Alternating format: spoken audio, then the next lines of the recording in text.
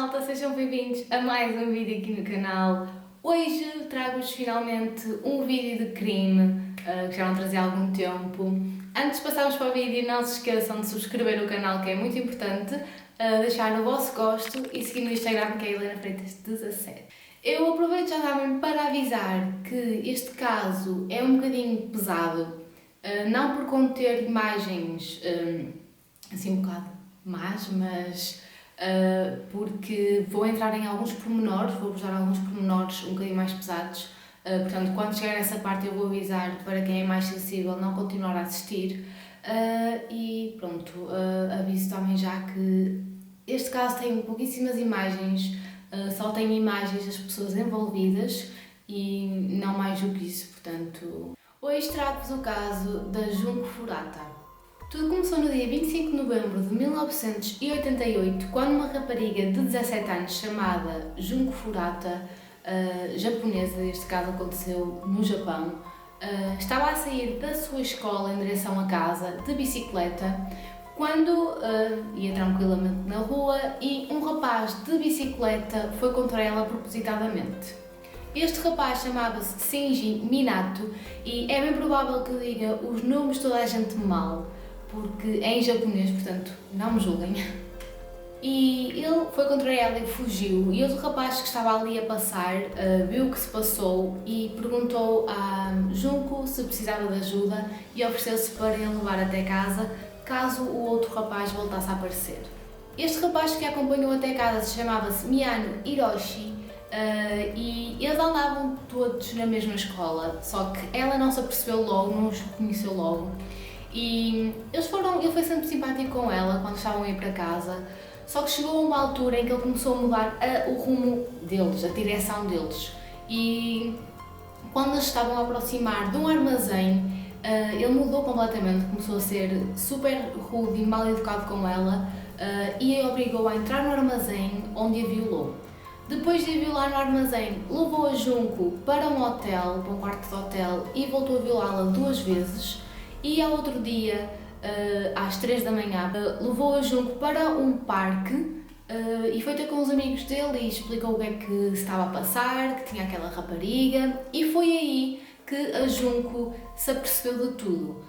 Reconheceu todos os rapazes que ali estavam, percebeu que eles andavam todos na mesma escola e reconheceu o Hiroshi e o rapaz que foi contra ela de bicicleta.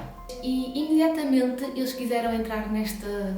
nem sei o que é de chamar a isto, nesta brincadeira estúpida deles, e o que o Hiroshi decidiu fazer foi levar a Junko para a casa dele, e é aqui que começa tudo a ficar super estranho e que me dá nervos só de pensar o que eles fizeram, porque eles começaram logo a ameaçá-la, disseram que se ela contasse alguma coisa a alguém, o Hiroshi ia chamar os Yakuza. Para quem não sabe o que são os Yakuza, são uma máfia japonesa que é bastante perigosa, e ele tinha relações com eles, conhecia o pessoal dos Yakuza, e quando ele levou para casa, os pais dele não questionaram nada, ele simplesmente disse que era uma amiga dele. Aliás, eu li nos sítios que era amiga, ele disse que era amiga e noutros que era namorada, mas enfim, ele disse que era uma amiga dele, e os pais não questionaram nada, e ela ficou lá quase 44 dias. Portanto, durante esse tempo todo, os pais sabiam que ela lá estava, sabiam que ela estava a sofrer e não quiseram saber de nada porque tinham medo do filho. Toda a gente ali tinha medo do filho.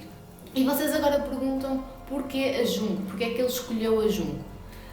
Porque o Hiroshi tinha uma crush com a Junko, portanto, ele gostava dela, quer dizer, não era bem gostar, mas enfim, ele estava interessado nela, e segundo ele, nunca nenhuma rapariga o tinha rejeitado porque toda a gente tinha medo dele. E a Junko foi a única rapariga que o rejeitou e ele levou isso muito a peito, ficou muito chateado com isso, então quis vingar dela. Já para não falar que ele e os colegas já tinham um histórico de violações de raparigas, portanto já não era a primeira vez que faziam isto. A partir daqui, ela passou o maior inferno da vida dela. Eles fizeram-lhe de tudo, coisas que, a sério, não dá nem para imaginar, é surreal. Como é que um grupo de jovens de 17 anos têm a coragem de fazer isto a alguém? Aliás, é mesmo absurdo. Os pais dela ligaram às autoridades, explicaram o que é que estava a acontecer e as autoridades começaram logo à procura da Junko. E quando os rapazes se aperceberam da situação, fizeram chantagem com a Junko, disseram que sabiam onde é que ela morava, porque na mochila dela ela tinha um caderno que tinha a morada dela, e eles disseram-lhe que sabiam quem eram os pais dela, onde é que ela morava, e que se ela não ligasse para eles a dizer para pararem de a procurar, eles iam ligar ao Yakuza e os Yakuza iam matar a família dela. Portanto, foi isso que ela fez, ligou para os pais, disse que fugiu, que estava bem, que estava com uma amiga, e disse para pararem de a procurar, para a polícia parar de a procurar, e foi isso que aconteceu. E assim foi por água abaixo mais uma oportunidade de a conseguirem encontrar. E é agora que eu vou falar de algumas das coisas que lhe fizeram, portanto, quem é mais sensível, não ouçam esta parte, porque é péssimo, malta, é muito má mesmo. Não há imagens, ainda bem que não há imagens, porque eu prefiro só imaginar do que haver imagens das coisas, acho que é muito pior. E lá está, ela esteve 44 dias neste inferno.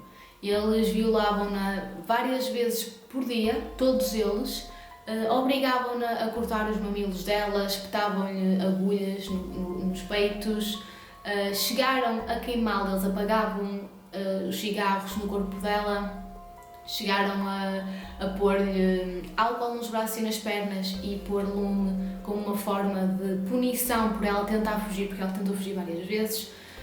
Batiam-lhe muito mesmo, obrigavam-na a deitar-se no chão e atiravam-lhe com pesos no estômago, que ela chegou a um ponto que estava tão mal que nem água conseguia beber. Quando ela tentava beber água, vomitava tudo, porque o estômago dela estava completamente, a sério, horrível, não dá nem para pensar. E chegaram a obrigá-la a dormir lá fora com temperaturas muito baixas, sem nenhuma manta, sem nada. Eles obrigavam-na a punham-a lá e ela tinha que lá dormir. Entretanto, eles deixaram de a alimentar, nem água lhe davam, eles não davam nada, e ela chegava ao ponto de beber a sua própria urina e comer as suas fezes, porque eles não davam nada. E só para vocês imaginarem, o estado em que ela estava era tão mau que uma vez ela demorou 1 hora para conseguir sair do quarto e ir à casa de banho, que era tipo a 3, 4 passos dali. Portanto, ela demorou 1 hora porque ela não conseguia mexer-se sequer. E para além das violações e disto tudo, eles ainda lhe introduziam lâmpadas, tipo surreal, e fogos de artifício, e chegaram a acender. Portanto, ela teve uma hemorragia interna muito, muito grande. Para além do Hiroshi e do Shinji, haviam então mais 3 colegas que se juntaram a isto.